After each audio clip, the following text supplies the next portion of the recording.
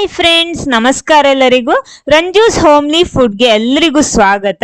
ಇವತ್ತು ನಾನೊಂದು ಸಿಹಿ ಜೋಳ ತಗೊಂಡು ಬಂದಿದ್ದೀನಿ. ಸಿಹಿ ಜೋಳ ನಮಗೆ ತುಂಬಾನೇ ಒಳ್ಳೇದು, ಮಕ್ಕಳಿಗೆಲ್ಲ ಕೊಟ್ರೆ ತುಂಬಾ ಒಳ್ಳೇದು.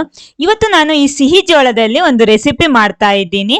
ತುಂಬಾ ಚೆನ್ನಾಗಿರುತ್ತೆ, ಎಲ್ರಿಗೂ ಇಷ್ಟ ಆಗುವಂತ ರೆಸಿಪಿ. ಅಂದ್ರೆ ನಾನು ಬೆಣ್ಣೆ ಹಾಕ್ಬಿಟ್ಟು ಈ ರೆಸಿಪಿ ಮಾಡ್ತಾ ಇರೋದು. ತುಂಬಾನೇ ಚೆನ್ನಾಗಿ ಸಿಗುತ್ತೆ ನಮಗೆ. ಇದು ತಿನ್ನೋದಿಕ್ಕೂ ಸೂಪರ್ ಆಗಿರುತ್ತೆ. ಚಿಕ್ಕವರಿಗೂ ಅದೇ ರೀತಿ ದೊಡ್ಡವರಿಗೂ ಎಲ್ಲರಿಗೂ ಇಷ್ಟ ಆಗುವಂತ ಒಂದು ರೆಸಿಪಿ ಇದು. ಖಂಡಿತ ಫುಲ್ ಆಗಿ ನೋಡಿ, ವಿಡಿಯೋ ಟ್ರೈ ಮಾಡಿ, ಟೇಸ್ಟ್ ಮಾಡಿ. ಆಮೇಲೆ ಫಸ್ಟ್ ಟೈಮ್ ಈ ಚಾನಲ್ ನೋಡ್ತೀರಿ, ಚಾನಲ್ ಸಬ್ಸ್ಕ್ರೈಬ್ ಮಾಡಿ, ಸಪೋರ್ಟ್ ಮಾಡಿ. ಅದರ ಪಕ್ಕದಲ್ಲಿರುವ ಬೆಲ್ ಐಕನ್ ಪ್ರೆಸ್ ಮಾಡಿ, ಅದರಲ್ಲಿ ಬರೋ ಆಲ್ ಆಪ್ಷನ್ಗೂ ಕ್ಲಿಕ್ ಮಾಡಿ. ಹಾಗಿದ್ರೆ ಮಾತ್ರ ನಾನು ಹಾಕೋ ಹೊಸ ಹೊಸ ವಿಡಿಯೋಸ್ಗಳ ನೋಟಿಫಿಕೇಶನ್ ನಿಮಗೆ ಸಿಗುತ್ತೆ. ನೋಡಿ, ಮೊದಲೊಂದು ಜೋಳ ತಗೊಂಡಿದ್ದೀನಿ, ಸಿಹಿ ಜೋಳ. ಅದನ್ನ 4 ಭಾಗ ಕಟ್ ಮಾಡ್ತೀನಿ. ನೋಡಿ, 4 ಭಾಗ ಕಟ್ ಮಾಡಿ ಇಟ್ಕೊಂಡಿನಿ. ನಾನು ಮೊದಲು ಚೆನ್ನಾಗಿ ತೊಳೆದು ಇದನ್ನ ಉಪಯೋಗಿಸ್ತಾ ಇರೋದು. ತೊಳೆದು 4 ಭಾಗ ಕಟ್ ಮಾಡಿದೀನಿ. ಅಂದ್ರೆ ಇದನ್ನ ಬೇಯಿಸ್ಬೇಕು ಮೊದಲು. ನೋಡಿ, ನಾನಿಲ್ಲಿ ಬೇಯಿಸ್ತಾ ಇರೋದು, ಆವಿಯಲ್ಲಿ ಬೇಯಿಸ್ತಾ ಇರೋದು. ಇದನ್ನ ಯಾವ ರೀತಿ ಬೇಯಿಸಬಹುದು ಅಂತ ಒಂದು ಡೀಟೇಲ್ ವಿಡಿಯೋ ನಾನು ಅಪ್ಲೋಡ್ ಮಾಡಿದೀನಿ. ಮಕ್ಕಳಿಗೆಲ್ಲ ಯಾವ ರೀತಿ ಕೊಡ್ಬೋದು ಅಂತ ಅದರ ಲಿಂಕ್ ಡಿಸ್ಕ್ರಿಪ್ಷನ್ ಬಾಕ್ಸ್ ಅಲ್ಲಿ ಹಾಕ್ತೀನಿ, ಬೇಕಿದ್ರೆ ನೋಡ್ಕೊಳ್ಳಿ. ಇವತ್ತು ನಾನಿಲ್ಲಿ ಆವಿಯಲ್ಲಿ ಬೇಯಿಸ್ತಾ ಇರೋದು. ನಿಮ್ಗೆ ಯಾವ ಮೆಥಡ್ ಅಲ್ಲಿ ಬೇಕಿರೋ ಇದನ್ನ ಬೇಯಿಸಬಹುದು.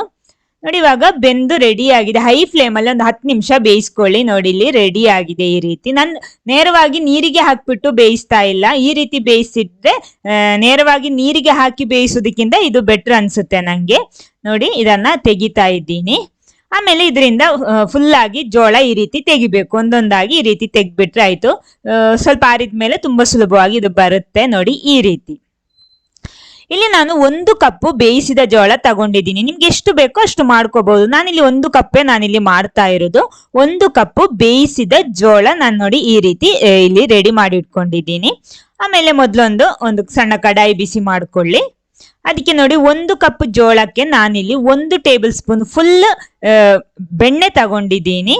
ಅಂದ್ರೆ ಕರಗದ ಬೆಣ್ಣೆ, ಇದು ಫುಲ್ ಆಗಿರೋದು. ಚೆನ್ನಾಗಿ ಬೆಣ್ಣೆ ನೋಡಿ ಕರಗಿದೆ. ಇವಾಗ ಈ ರೀತಿ ಇದೆ.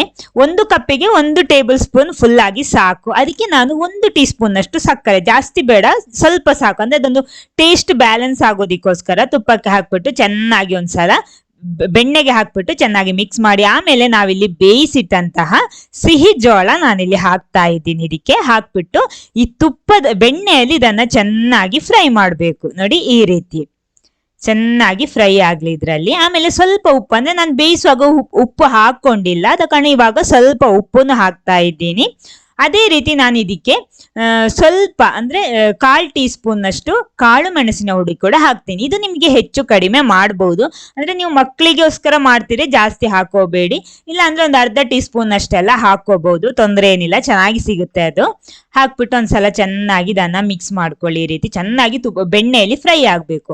ಆಮೇಲೆ ನಾನು ಇದಕ್ಕೆ ಹಾಕ್ತಾ ಇರೋದು ಒಂದು ಅರ್ಧ ಟೀ ಸ್ಪೂನ್ ಅಷ್ಟು ನಿಂಬೆ ರಸ ಹಾಕ್ತಾ ಇದ್ದೀನಿ. ಆವಾಗ ಎಲ್ಲ ಟೇಸ್ಟ್ ಮಿಕ್ಸ್ ಆಗುತ್ತೆ. ಸ್ವೀಟ್ ಇರುತ್ತೆ, ಸಿಹಿ ಇರುತ್ತೆ, ಆಮೇಲೆ ಬೆಣ್ಣೆಯ ಒಂದು ಫ್ಲೇವರ್ ಸಿಗುತ್ತೆ ನಮಗೆ, ಖಾರ ಇರುತ್ತೆ, ಉಪ್ಪು ಎಲ್ಲ ಮಿಕ್ಸ್ ಆಗಿ ಸಿಗುತ್ತೆ. ನೋಡಿ, ಇಲ್ಲಿ ರೆಡಿ ಆಗಿದೆ. ಇದನ್ನ ಸ್ಟವ್ ಆಫ್ ಮಾಡ್ತಾ ಇದ್ದೀನಿ. ನಾನು ಒಂದು ಪ್ಲೇಟಿಗೆ ಪ್ಲೇಟಲ್ಲಿ ಸರ್ವ್ ಮಾಡೋಣ. ಒಳ್ಳೆ ಜ್ಯೂಸಿ ಆಗಿರುತ್ತೆ ಇದು ತಿನ್ನೋದಿಕ್ಕೆ. ನೋಡಿ, ಈ ರೀತಿ ಇರುತ್ತೆ. ಇದ್ರ ಮೇಲ್ಗಡೆ ಸ್ವಲ್ಪ ನಾನು ಮೆಣಸಿನ ಹುಡಿನೂ ಹಾಕ್ತಾ ಇದ್ದೀನಿ. ಅವಾಗ ನೋಡೋದಿಕ್ಕೂ ಚೆನ್ನಾಗಿರುತ್ತೆ. ನೋಡಿ, ಈ ರೀತಿ ಇರುತ್ತೆ ನಮ್ಮ ಬೆಣ್ಣೆ ಹಾಕ್ಬಿಟ್ಟು ಮಾಡುವಂತಹ ಸ್ವೀಟ್ ಕಾರ್ನ್ ಚಾಟ್. ತುಂಬಾನೇ ಚೆನ್ನಾಗಿರುತ್ತೆ. ಅಂದ್ರೆ ನಿಮ್ಗೆ ರೆಸ್ಟೋರೆಂಟ್, ಮಾಲ್ಗಳಲ್ಲಿ, ಅದೇ ರೀತಿ ಸಿನಿಮಾ ಥಿಯೇಟರ್ಗಳಲ್ಲೆಲ್ಲ ಇದು ಸಿಗುತ್ತೆ. ಅಂದ್ರೆ ಹೊರಗಡೆ ಎಲ್ಲ ಇದು ಸಿಗುತ್ತೆ. ಅದೇ ಟೇಸ್ಟ್ ಅಲ್ಲಿ ನಮ್ಗೆ ಮನೆಯಲ್ಲೂ ಇದು ಮಾಡ್ಬೋದು. ಮಕ್ಕಳಿಗೆ ಟಿಫಿನ್ಗೆಲ್ಲ ಮಾಡಿ ಕೊಡ್ಬೋದು. ಚೆನ್ನಾಗಿರುತ್ತೆ, ಹೆಲ್ದಿ ಕೂಡ. ಈ ರೆಸಿಪಿ ನಿಮ್ಗೆ ಇಷ್ಟ ಆಗಿದ್ರೆ ಖಂಡಿತ ಟ್ರೈ ಮಾಡಿ ಎಲ್ರು. ಅದೇ ರೀತಿ ಎಲ್ಲರ ಜೊತೆ, ಫ್ಯಾಮಿಲಿ ಮೆಂಬರ್ಸ್, ಫ್ರೆಂಡ್ಸ್ ಜೊತೆ ಎಲ್ಲ ಶೇರ್ ಮಾಡಿ. Okay, thank you.